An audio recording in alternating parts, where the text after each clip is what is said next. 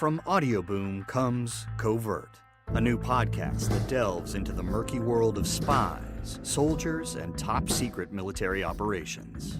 I'm Jamie Rennell, and together we'll discover the real stories of history's greatest classified missions, told by the operatives, soldiers, and journalists who experienced it firsthand. Follow Covert on Spotify, or subscribe now on Apple Podcasts, Stitcher, or wherever you find your favorite shows. Today's episode of the Serial Dynasty is sponsored in part by Audible. If you're spending your weeks twiddling your thumbs, anxiously awaiting the next episode of Undisclosed or the Serial Dynasty, consider downloading a free audiobook from Audible. As a Serial Dynasty sponsor, Audible is offering for all of my listeners to download one free audiobook. Your free audiobook can be stored and played on any smartphone or tablet. To get your free audiobook, simply go to audibletrial.com/serialdynasty. And as always, the Serial Dynasty is partially funded by listeners like you through your generous donations. If you're a supporter of the show and you'd like to donate, you can do that in one of two ways. Either go to serialdynasty.com and click the donate button, or go to the host site for the podcast, serialdynasty.podomatic.com, and click the PayPal donate button on that page.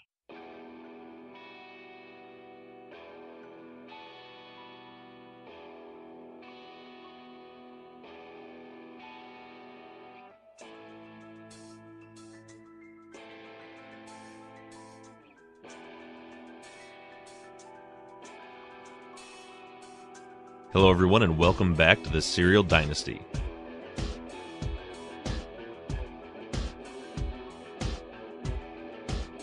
You speak of the police as your antagonist, but surely their business is to discover the actual offender, not to fix the crime on some particular person. That would seem to be so, replied Thorndyke, but in practice it is otherwise. When the police have made an arrest, they work for a conviction. If the man is innocent, that is his business, not theirs. It is for him to prove it.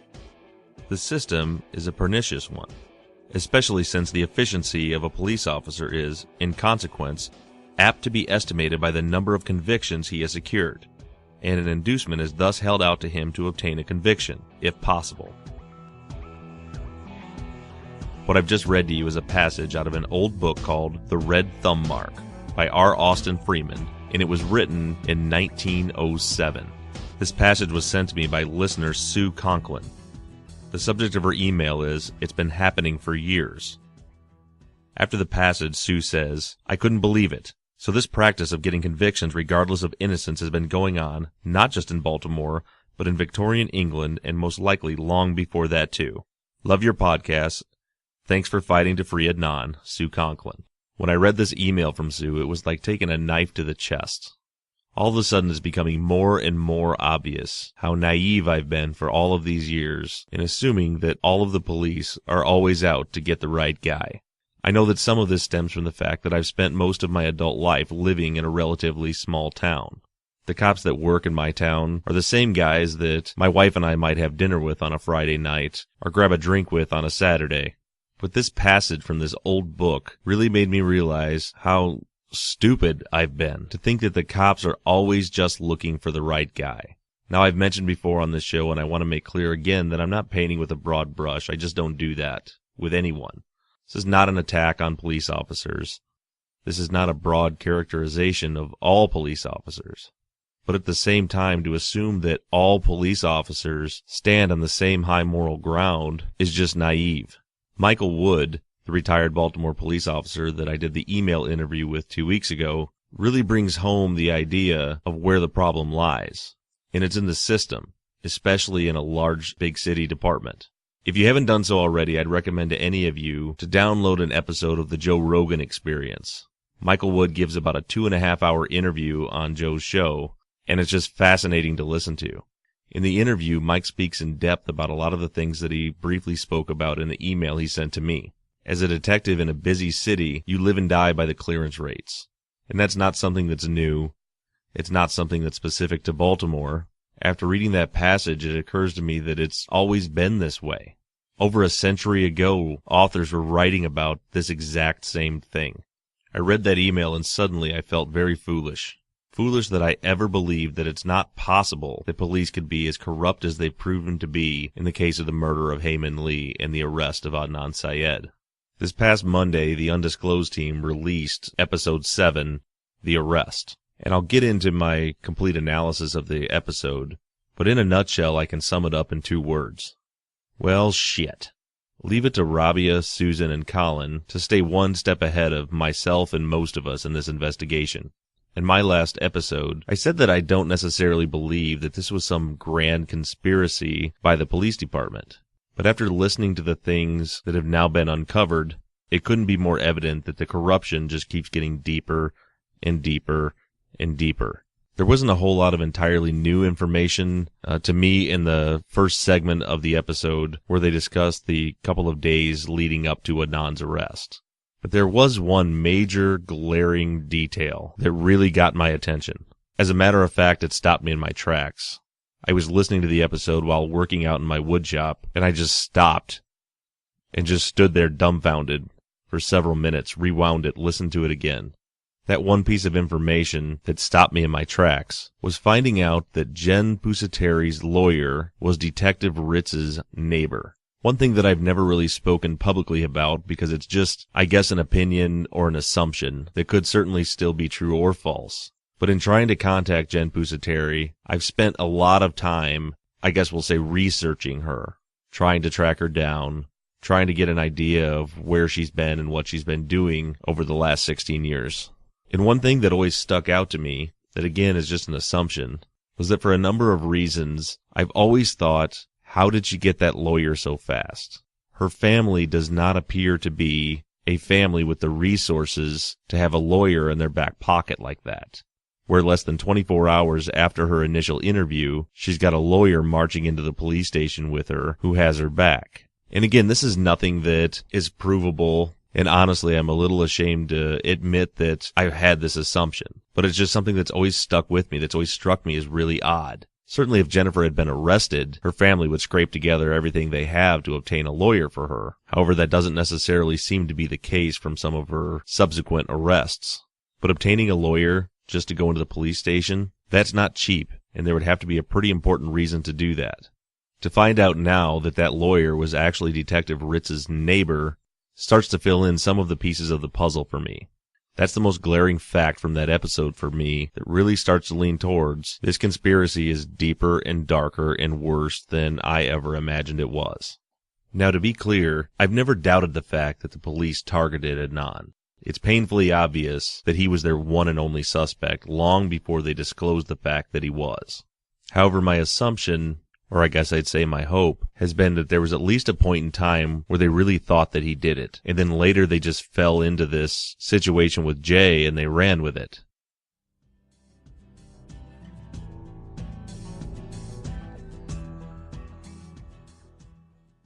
These last few weeks have been gut-wrenching. On this show, we've heard from Adnan's friend Omar. Last week on this show, Krista gave an amazing interview that really brought Adnan and Hay to life and really made us realize the real effect that this murder had on these teenagers. In episode 7 of Undisclosed, we heard from Adnan's mother and his brothers. It's just painful.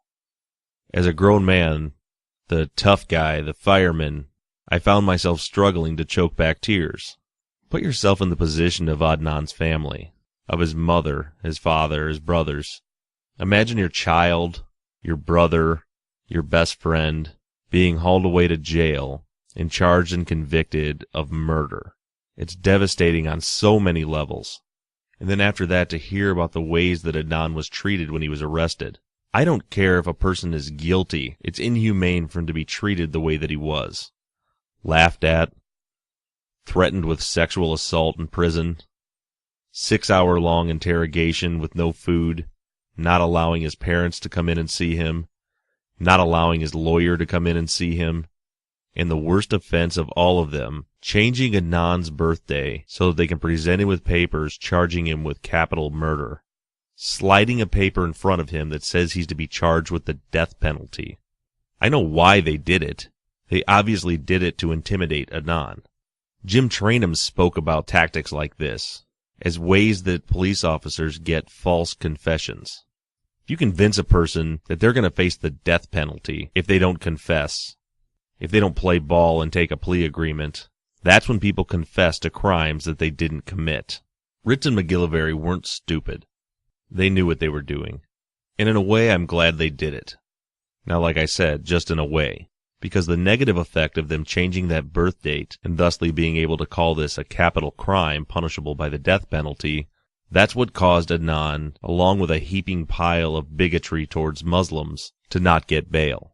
And as Colin Miller mentioned in Undisclosed, people who are awarded bail are far more likely to be acquitted at trial. So I don't mean to discount how horrible it was that they did this. But when I say, in a way, I'm glad that they did, is because it creates more fuel to the fire, proving that Adnan is innocent of this crime. He was a 17-year-old boy who was interrogated for 6 hours. The detectives lied to him about evidence that they didn't have. They told him that Jay had already confessed. They told him that if he didn't admit that he did this, he was going to face the death penalty. The majority of grown men in this situation buckle. They cave, they confess. Some confessed that committed the crime, some confessed that didn't. But this young man stood his ground and maintained his innocence. And what that tells me is, he knew he was innocent. He was convinced that he would never be convicted of a crime that he didn't commit. He couldn't confess because he didn't know what the hell happened. In 6 hours of interrogation, the police had 2 or 3 sentences of notes that didn't say much of anything. There was nothing incriminating about his interrogation. There wasn't one single thing that Adnan said in that interrogation that was used in trial. As I discussed all the way back in episode 2, it's really not that difficult to manipulate the minds of people. It's quite simple, actually. It's not a sign of weakness or ignorance. It's just that if you understand how the human mind works and how human behavior works, it's a fairly simple process to get someone to say the thing that you want them to say, or do what you want them to do. Think back to Serial, when Deidre Enright was interviewing with Sarah. Remember the part where she spoke about innocent people? She said that innocent people are often of little or no help in the investigation, because they don't know anything, because they weren't there, and they didn't do it. These horrible tactics that the police used on the day of Adnan's arrest had devastating effects. But for those of us looking back on that case now 16 years later, they're just more proof that Adnan Syed did not do this.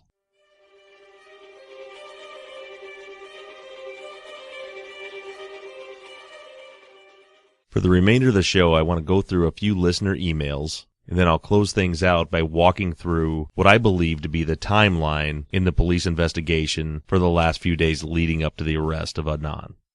My first email is from Jeff from Australia. You'll see from the email that Jeff and I have emailed back and forth on a number of occasions before. Jeff says, "Hey Bob, parentheses, insert more, love the show, compliments, etc. Regarding Serial Dynasty Episode 11.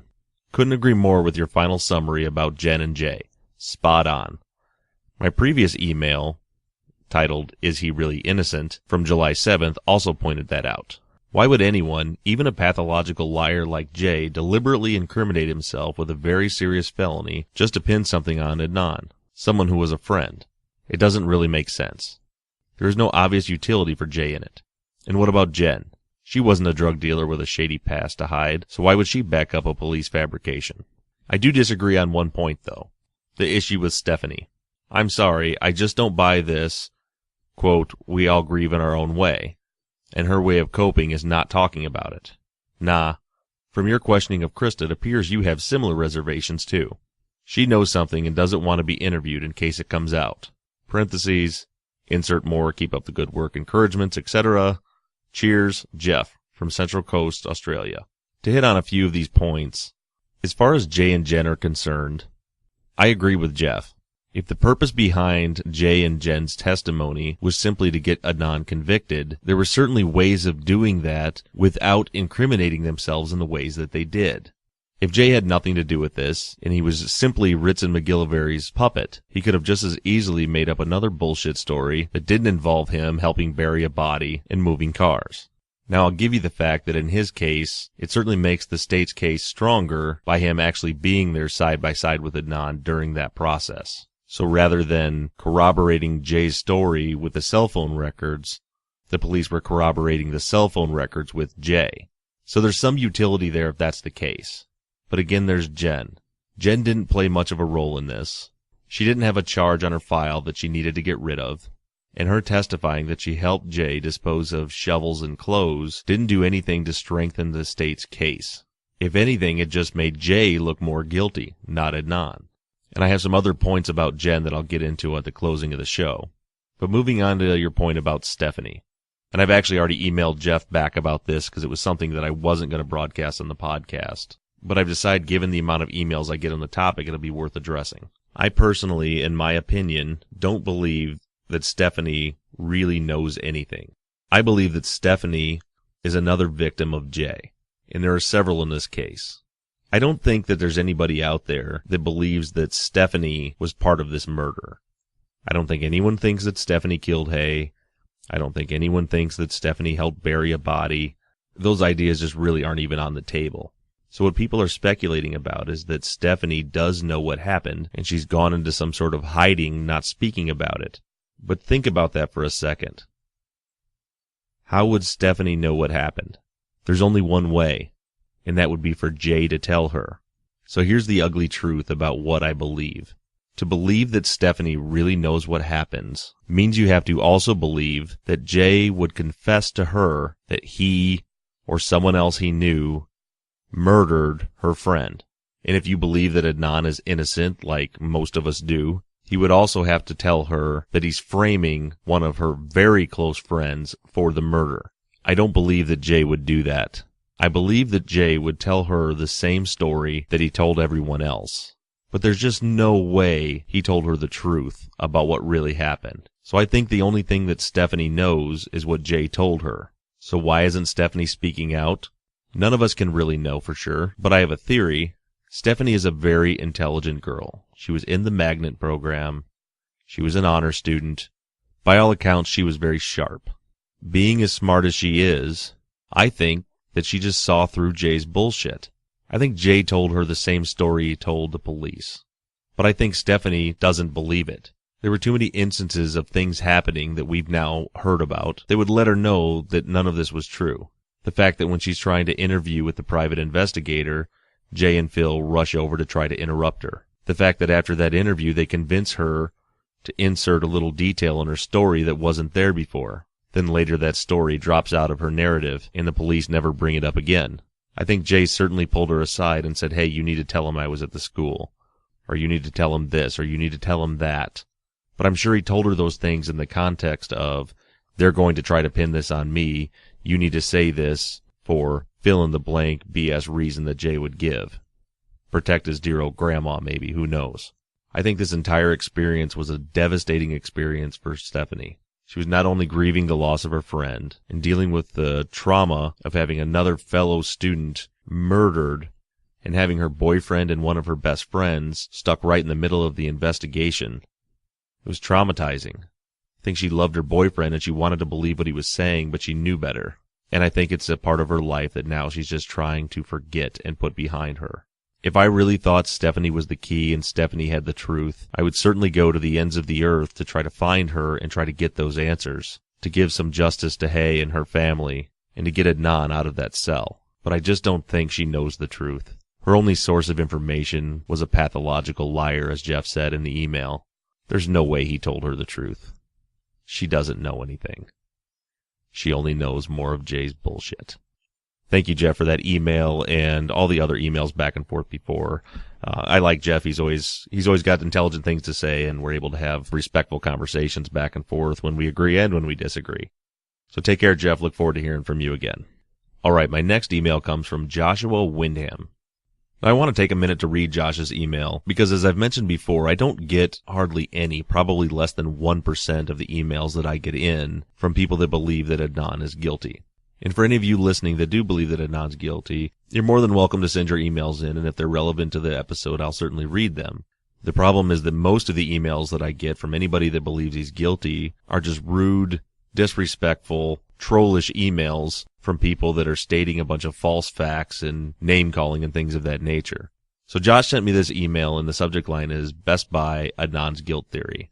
and I want to read it and address these topics for Josh, because Josh sent a very nice, very respectful email letting me know what his theory was on the case, and I can respect that, so we're going to go through this email for Josh. Josh says, "Hi, Bob. I spent some time following the podcast with a friend, and he recalls that you don't get many people theorizing about Adnan's guilt. We really just want to know the truth like everyone else. But this is just another alternative look at the possibility of Adnan and Jay planning the crime. So here's the scenario. Adnan and Jay planned this well in advance together to occur between the end of school and track practice. Adnan was to tell Hay his car was in the shop, mentioned in episode 2 of Serial, so he could get a ride to Best Buy after school. Meanwhile, they planned for Jay to be on the standby with Adnan's car at or near Best Buy. Adnan kills Hay before getting out of the car, and Jay pulls up to help Adnan move Hay to Adnan's car trunk. Then Jay brings Adnan to track practice in Adnan's car with Hay in the trunk. This was planned in advance. Jay already knows the spot in Lincoln Park to hide Hay's body, face down, before coming back to bury her with Adnan later. Adnan goes to track, providing his alibi, then gets picked up by Jay. They go together to Best Buy to pick up Hay's car and leave it on a street. Adnan then drops Jay off home, or somewhere else. Adnan goes to the mosque, his second alibi, then picks up Jay, and they wait till late evening to actually bury Hay. The lividity would have settled in at this time. In conclusion, the police did break Jay down on the pre-interviews. He was an accomplice, but since he didn't do the actual act, they make him a deal and change the story to make Jay less involved. As a close friend, Jen becomes an alibi for Jay. Other relevant questions. Number 1, was Adnan's new cell phone his first phone ever, or was it just a new phone? Is it suspicious that he got the phone a few days before her disappearance? 2, was there ever confirmation that Stephanie actually received a gift, other than her word? 3, was Adnan's car tested for DNA evidence, especially in the trunk? Number 4, were Hay's car keys ever found? Number 5, where did Becky actually get the detail about Adnan's car being in the shop? Episode 2 of Serial. Thanks for reading. Would be curious to hear your thoughts. Sincerely, Josh. Thanks, Josh, for the well-written email. And I'll say, as far as your scenario is concerned, it's not impossible based on the facts that we know, but we do have to ignore a lot of things in order to believe it. Yes, there are witnesses that stated that they heard Adnan ask Hay for a ride, but there are also witnesses that said that Hay said something came up and she turned him down for that ride. Then you have Asia's statement that Adnan was in the library till at least 2:40. But I'll concede that that could possibly still fit into your timeline. If right at 2:40, he ran out of the library, found Hay, got into her car, and left with her. But depending on which witnesses you want to believe, it seems that a very likely scenario is that Hay left the school by 2:30. But again, I'll concede that there are several other witness statements, and we don't have a certain time of exactly when Hay left the school. So maybe she didn't leave until 2:45 or 3 o'clock. But there's still a glaring fact that seems to get overlooked by a lot of people. This large school with all these students in this close-knit group of magnet students that are all on record saying that they all seem to hang out together after school. They're so much involved in each other's lives that these statements about Adnan asking for a ride, the other events of the day, they've all picked up on little details and noticed all these little things that have happened. Yet not one single witness. Not Becky, not Debbie, not Aisha, not Inez Butler. No one. No one saw Adnan get into Hay's car that day. Does that mean that it absolutely didn't happen? No, we can't say that it absolutely didn't happen, but it certainly seems unlikely that all of these people that remember all these details from that day after school, but no one remembers her actually giving Adnan a ride. But the scenario you presented is still physically possible. The timing could work if Adnan managed to get into Hay's car and get that ride to Best Buy. It is possible that he could have ridden to Best Buy, strangled her, got into Jay's car just the way that you said he did, and went right back to track practice. But practically speaking, do you really believe that, Josh? Do you really believe that a 17-year-old kid, an honor student, with a bright and shining future in front of him, who has a new girlfriend, that everyone describes as a loving, caring person, premeditatedly rides to Best Buy, strangled this girl that he's loved for so long, stuck her in the trunk of a car, flew back to track practice, and 5 minutes later is on the track, calm as can be, discussing prayers at the mosque with his track coach, who didn't notice anything out of the ordinary with him.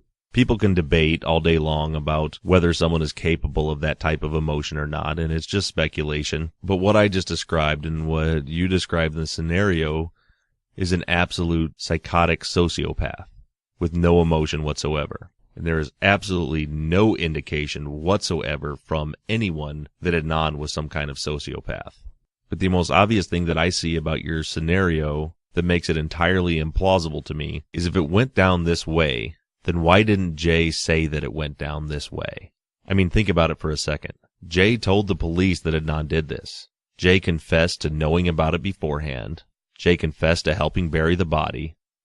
Jay confessed to destroying evidence and hiding evidence afterwards. Why fabricate all of these ridiculous stories that are not possible if the utility of all of them is the exact same result as telling the story that you just described? If that's what happened, I personally believe then Jay would have said that's what happened once he decided to be the snitch. They would have found Hayes' DNA in the trunk of Adnan's car, which, by the way, to answer your question, no, they did not find any DNA, any hair, anything of Hayes in the trunk of Adnan's car. His car was searched and processed. And to answer your other question regarding Adnan's phone, this was his very first phone that he got the day before Hayes' murder took place. And the implication there is possibly that Adnan got the phone in order to commit this murder. And I believe in one of Jay's statements, he mentioned that Adnan called him from his phone and planned the murder. But if you look at the phone records, Adnan only made one very short call to Jay for a couple of seconds on the 12th, the day that Jay says that they were planning the murder. That is not physically possible for that conversation to have taken place in the amount of time that he was on the phone to Jay. And if you look at the phone records, if the theory is that Adnan got this phone for the sole purpose of murdering his ex-girlfriend, wouldn't Jay be the first number he calls from that phone? But when you look at the records, he wasn't. He called lots of his friends to let him know that he had the phone and to give them the new number, and Jay was way down that list, and for just a few seconds. You asked if we have confirmation that Stephanie actually received a birthday gift. No, as far as I know, we don't. All we have is the fact that Jay said that he gave her a gift, and Stephanie also said that he did give her a gift. But as far as I know, that's the only evidence we have to go by on that. You asked if Hayes' car keys were ever found. No, they were not. You asked where Becky actually got the detail about Adnan's car being in the shop. I'm not sure. I believe that she said that that's what she had overheard, but I have no idea where that detail came from. So that's the best response I have for you, Josh. I don't know if it swayed your opinion one way or the other. But again, I want to thank you for sending the email in and being respectful, and more than welcome to email again and let me know what you thought of my responses, and maybe we can discuss it again further. All right, now I want to wrap the show up with sort of summarizing the information uncovered by Undisclosed and walking us through in kind of a clear linear way the timeline of the police investigation in the few days leading up to the arrest of Adnan. In the last few Undisclosed episodes, there's been a lot of talk about the Sanihi group and that cultural consultant memo that was written by them. It turns out from the information presented by Undisclosed that that group was initially contacted by Hayes' family. It's something that I hadn't put a whole lot of thought into prior to really today when I was organizing for putting this episode together. But as I'm looking at all these details and looking at all this evidence and how this investigation went, we've asked ourselves so many times why. Why did the police do this? We know that they targeted Adnan, but why? What I'm wondering at this point, is it possible that the why could be because Hayes' family believed that Adnan was the one who committed this crime? Now, who knows what led them to believe that? We know that there were some cultural differences between Adnan's family and Hayes' family. There was a lot of turmoil because of that. It's not anything I can put my finger on and say we know for sure, but I'll at least tell you that I'm considering the fact that the driving force behind this at the very beginning could have been from Hayes' family. And not that Hayes' family had it out for Adnan, or that they wanted to lock up the poor Muslim kid, but they were a family that was grieving the loss of their daughter. They wanted to find out who did it. As I'm sure you can imagine, it's very easy to get completely out of sorts at that point, and at some point her family contacts this Anihi group. I believe Undisclosed said that it was an uncle, so it may not even have been Hayes' immediate family. It could have been other members of her distant family that got this ball rolling. So the Anihi group is contacted. They're talking to other students. They're talking to Don. They're creating this memo. I'm convinced that the tower dumps took place long before the police are disclosing that they were looking into the cell phone evidence. The police were working from day one to convict Adnan. The official report says that February 27th was the first time that they spoke with Jay, but this is the real timeline in those last few days.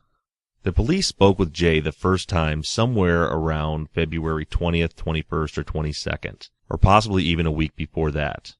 You remember in Undisclosed, we have the statement from Neighbor Boy that says about a week after Hay's body was found, he saw Jay sitting in the back of a cop car talking to the police. Well, if we're looking at 1 week as 7 days, and he was precise, we'd be somewhere around February 16th when that would have occurred.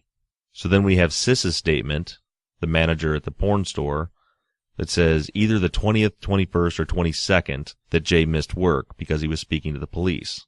Now, it's possible Neighbor Boy was a little bit off, and 1 week was more like a week and a half or 2 weeks, but I don't think so. I think these are two different accounts. I think that somewhere around the 16th of the month, Neighbor Boy saw Jay in the back of a police car talking to the cops. I think it was a week later when Jay missed work to talk to the police. And the reason I say that is because the statement from Sis said that Jay missed work that day to report to the police department for questioning regarding the Heyman Lee case. Well, these are two very different accounts. Neighbor Boy's account is an eyewitness of seeing Jay in the back of a squad car, whereas Sis's account was late at night, Jay being gone because he was at the police station. So I believe that first around the 15th, 16th, 17th, somewhere around there, Jay is in the back of that squad car talking to the police. Then a week later, I think the police asked Jay to come downtown into the police department, and they questioned him there. Remember in Jay's Intercept interview, he spoke about the fact that he got to the point where he was tired of talking to the police, and he was referring to time before the police spoke with Jen. So we've already got, before the police speak with Jen, 2 instances where it seems pretty clear that Jay was already speaking to the police. Now, Sis's statement seemed to indicate that Jay missed the entire night of work when he went downtown to talk to the police department, not that he just was gone for a short time. So I'm wondering if that may be the day where the 12-hour rumors come from that were discussed on episode 7 of Undisclosed. Then we jump ahead to February 26th, 2 days before Adnan is arrested. Around 7 p.m., the police department speaks with Adnan. It was a short interview, about 30 minutes. After that, they went to Jen's house. They speak with Jen. Kathy is there. They ask Jen to go downtown to the station for an interview. Jen tells them that she can't do it. She has to go leave to see her boyfriend, that she'll come down later. Now, at trial, both Jen and Kathy testify to the fact that the place they went was to go see Jay. So Jen avoids talking to the police so she can go see Jay. She says she's going to see him at work, but we know from his work record he wasn't at work that night. He was supposed to be, but that's one of the days that Sis, the manager at the porn store, says Jay missed work because he was speaking to the police. Now, as far as the police speaking with Jen at her house that day, there's the conflict there that was brought up in the Undisclosed episode, where Detective McGillivray at the trial testifies that he had no idea this was Jen's residence. He was only following the phone records. That was the address that came up. He didn't know who those calls were actually going to. However, both Jen and Kathy testify that when McGillivray came up, he asked if she was Jen Pusateri. He identified her by name, said that that's who he was looking for, and he'd like to speak with her down at the police station. Now, someone's lying, and my belief is that it is Detective McGillivray.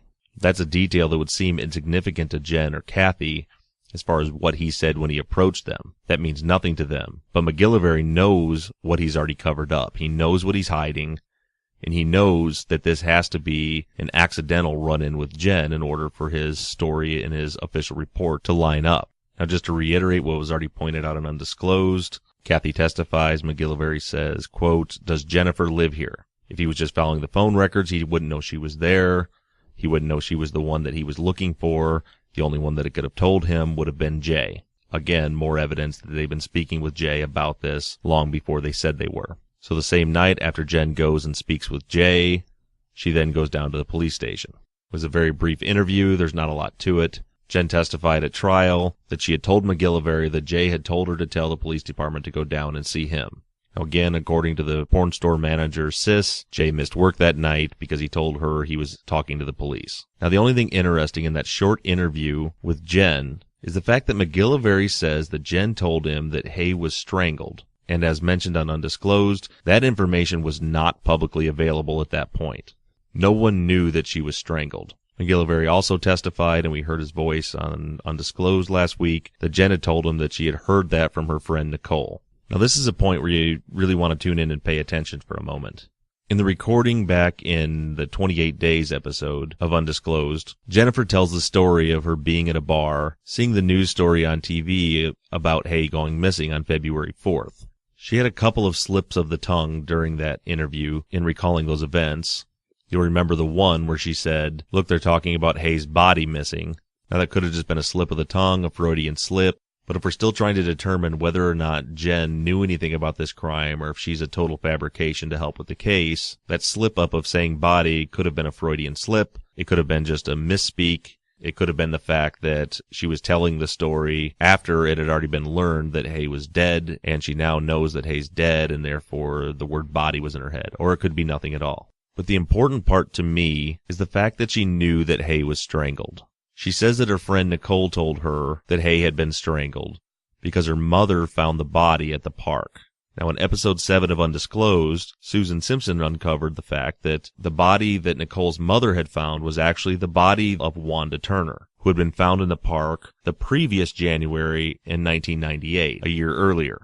And it's kind of a crazy thing to try to wrap your brain around why she would say this, or is she really that dumb that she's confusing the two? And could it possibly be that she just knows nothing about this crime whatsoever, and that's why she was confusing all these details, because she really doesn't know what's going on? But I spent some time today researching this Wanda Turner body that was found in Leakin Park.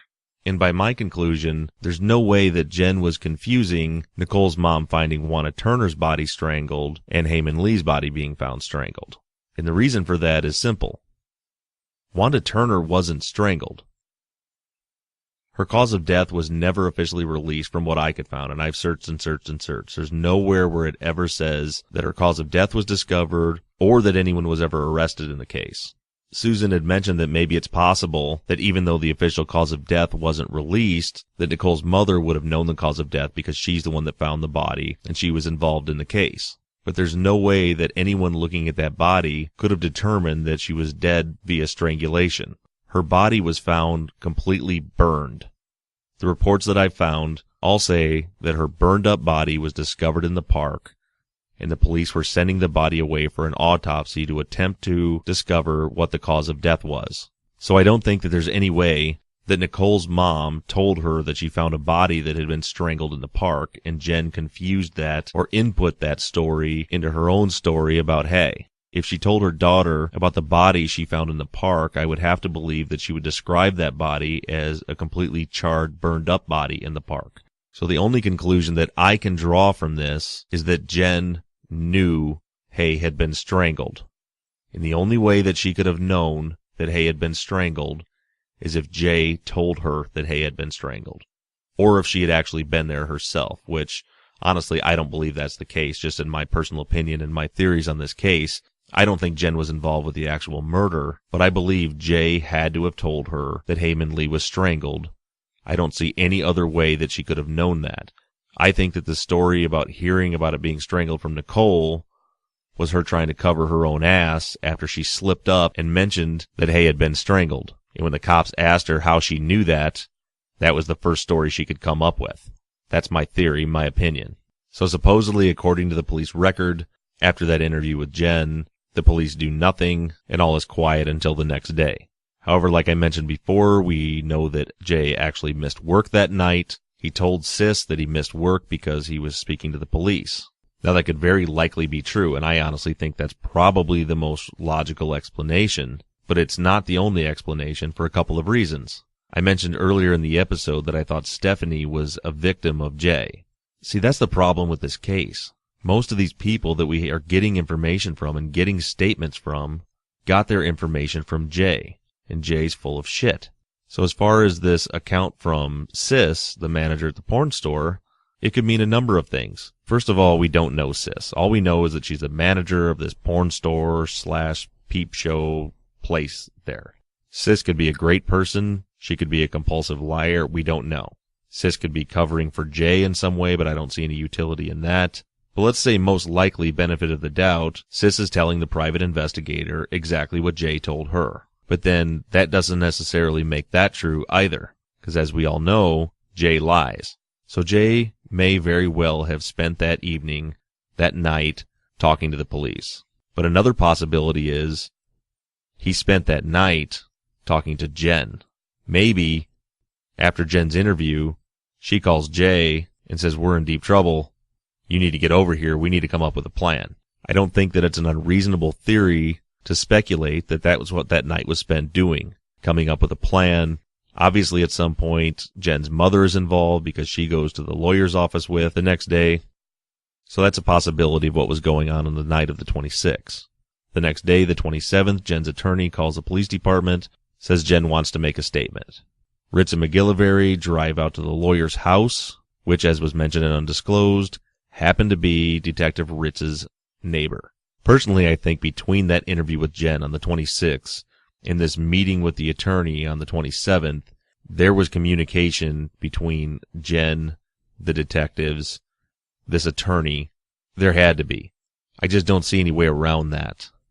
Maybe it's a coincidence that Jen decides after telling the police she doesn't really know anything, leaving and going home, and they let her leave. Maybe she just decided, I want to go confess. Or maybe she decided, I want to go make up a story, or whatever the reason was she had to go back there, and randomly pick the attorney that happens to live right next door to the detective that had just been interviewing her. I think more likely than that, Ritz and McGillivray contacted her again. They spoke with Jay. They spoke with the attorney. I don't know how that circle would have worked, but somehow the police, along with Jen and along with Jay, started to develop their plan at this point. So they meet at the lawyer's office. They talk for a couple of hours.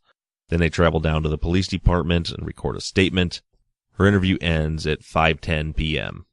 It was during that interview where she gave this story that you heard on Serial in her recorded interview, that she had got the call from Jay to go pick him up. She showed up to pick him up. They got out of the car. Jay and Adnan both look normal. As soon as Jay gets in the car, he tells her Adnan killed Hay and asks her to go retrieve the shovels and to put them in a dumpster somewhere. Personally, on this point, I'm still of the same belief that I was way back in episode 2. I theorized that I thought what was happening here was Jay had already killed and buried Hay, was riding around with Adnan, didn't let Adnan know what happened. After he dropped him off, he gets in the car with Jennifer and has to go back and get the shovels because he couldn't tell Adnan what he had just done. Now, of course, we know that whole story couldn't have happened because there's no way at 7 or 8 o'clock at night or whatever time that was that they were disposing of shovels that they had buried the body with, since the body could not have been buried yet at that point. And of course, there's still the question of whether there were any shovels whatsoever. So in any case, after this interview, about 6 hours pass. At somewhere shortly after 11 o'clock, the police pick Jay up at the porn store. They had a short 20 minutes of interrogation where Jay breaks down, says he comes clean. The taped interview started at 12:30 a.m. on the 28th. During this interview is when Jay gives his first version of events that involve Adnan murdering Hay, tells the police he knows where the car is and he can take him to it. The interview concludes at 2:21 a.m. Now, a strange little fact in there that I can't seem to wrap my brain around is that in Undisclosed it was mentioned that Stephanie gave a statement that she called Adnan at 1:30 a.m. and told him that Jay had been picked up by the police. We know from my interview with Krista last week that Adnan was at Krista's house until somewhere around 1 a.m. And I believe it was on his way home when he got the call from Stephanie. This is what I find odd. Adnan dropped Jay off at work that day, not Stephanie. Jay didn't have a cell phone. The police come to the porn store, they pick Jay up, they put him in the back of their car, and they take him downtown. He's being interviewed without the tapes on somewhere between 11:30 to around 12. So there's about a half an hour gap before they turn the tapes on at 12:30. My question is, why is Stephanie calling Adnan to tell him that Jay got picked up at 1:30 in the morning? How did Stephanie know that he'd been picked up? Jay couldn't have called her. Maybe the police gave Jay a phone call at some point. Maybe he told them he had to make a call because he was planning to be somewhere. But that seems unlikely since he was scheduled to be nowhere but the porn store all night long. But even if that was true, the only time he could have made that call would have been right when he got to the police department at 11 o'clock, or between these two interviews between 12 and 12:30. He certainly didn't call her at 1 o'clock in the morning or 1:30 in the morning because that was right in the middle of his taped interview. So I don't know what this means, but it's something that I just have a very fishy feeling about. Why wait an hour and a half before she calls Adnan in the middle of the night to tell him? And the fact that Jay calls her seems very unlikely given the situation, so if that's the case, who did tell Stephanie that Jay was being interviewed. I guess maybe she stopped at the porn store to see him and he wasn't there and they told him. I don't know, this could be absolutely nothing, and likely it is, but it's just something that was bugging me when I was piecing together this timeline of why that call took place at that point. In any case, after that interview, they go get Hayes' car, and shortly after that, around 5:45 in the morning, they go to Adnan's house and they arrest him. And of course, we've heard and we've already discussed how horrible that arrest was and the interrogation process during that day. So what does all this mean? It means I was wrong. This corruption, this conspiracy, goes far deeper than I thought it did. Deeper than I ever thought it could. I told you last week that I didn't believe that this was some grand conspiracy frame job on Adnan by the police. That it was simply a matter of them trying to get a clearance, trying to close the case, narrowing in on one suspect, and come hell or high water, they were going to get their conviction. But it was more than that. It was so much more than that. This was a conspiracy. This was the targeting of an innocent man because he was Muslim. And what's the difference between a race to closing the case at all costs and a grand conspiracy? There's a subtle difference, but it's an important one. This was premeditated. It was the premeditated taking of an innocent life. Adnan Syed's. And Ritz and McGillivray deserve to be behind bars for this.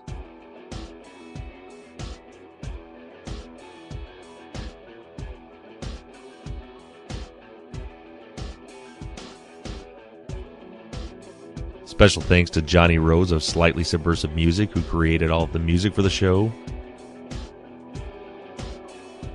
Thank you, Tate, for creating our logo. And thank you to all of you listeners who continue to keep this movement alive by sending your thoughts and theories into theories@serialdynasty.com. Until next week, this has been the Serial Dynasty.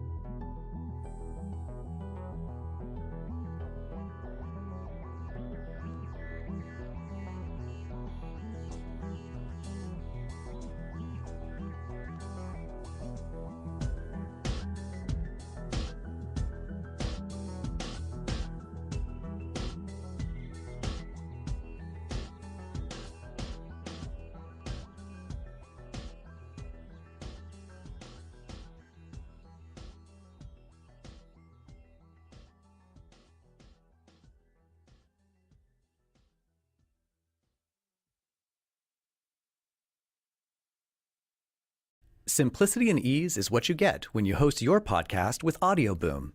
You can post up to 5 episodes per month, you get unlimited storage, and 500 minutes of recording time for each episode. Plus, advanced analytics, embeddable players, distribution of your podcast via Apple Podcasts, Deezer, Google Play, iHeartRadio, Savin, Spotify, and Stitcher, pending approval by each platform. Right now, you can sign up for Audioboom's $9.99 monthly subscription plan and get your first month free by using promo code BOOM.